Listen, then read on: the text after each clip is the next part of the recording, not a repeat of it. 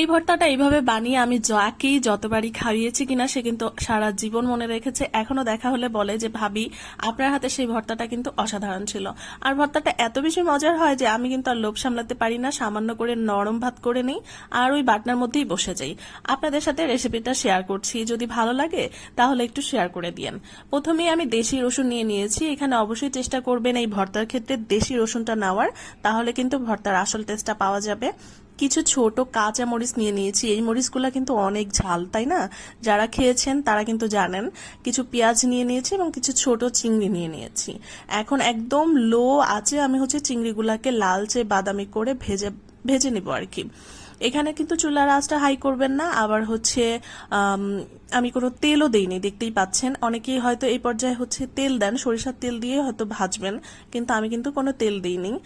আমি একদম শুকনো খোলার মধ্যে, খোলা বলে বা ফ্রাই প্যান যেটার মধ্যেই হোক, আমি কিন্তু ওইভাবে ভেজে নিচ্ছি। মাঝে মাঝে একটু ঢাকনা দিয়ে ঢেকে দিবেন, সেক্ষেত্রে দেখা যাবে প্রপারলি সেদ্ধও হবে, আবার কালারটাও সুন্দর আসবে। সুন্দর কালারের জন্য কিন্তু আমি একটু হলুদের গুঁড়া ইউজ করে দিয়েছি। এই কালারটার জন্যই কিন্তু হলুদের গুঁড়াটা দিতে হবে, আদারওয়াইজ কিন্তু সুন্দর একটা কালার আসবে না, সাদা সাদা কালার থাকবে, দেখতে ভালো লাগবে না।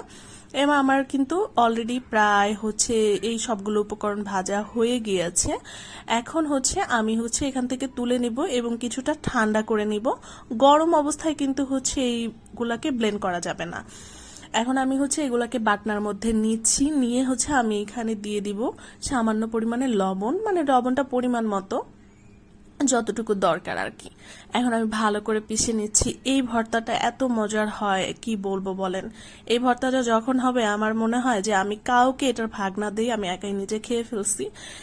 মানে যখন এটা হয় আমি সেটাই করি, আমি আমার জামাইকেও এইটার ভাগ দিইনি।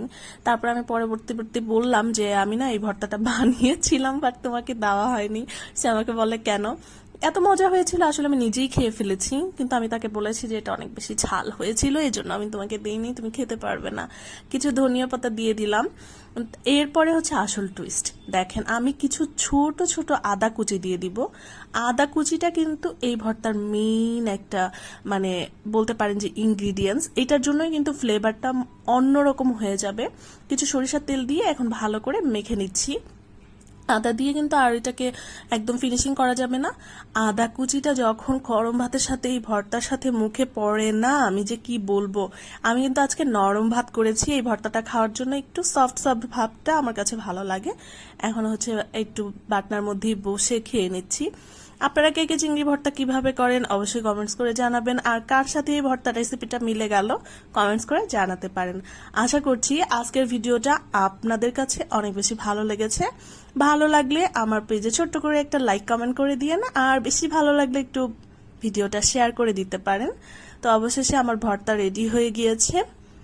কেমন লাগলো জানাবেন কিন্তু। ও হ্যাঁ, আপনারা কে কোথা থেকে আমার ভিডিও দেখছেন কমেন্টস করে জানাবেন। আর দেশে যে বৈরী আবহাওয়া, কে কেমন আছেন অবশ্যই জানায়েন। সবাইকে আল্লাহ হেফাজতে রাখুক, অনেক বেশি ভালো রাখুক। আজকের মতো বিদায় নিয়ে নিচ্ছি, দেখা হবে নতুন কোনো রেসিপিতে নতুন করে। সবাইকে আল্লাহ হাফেজ।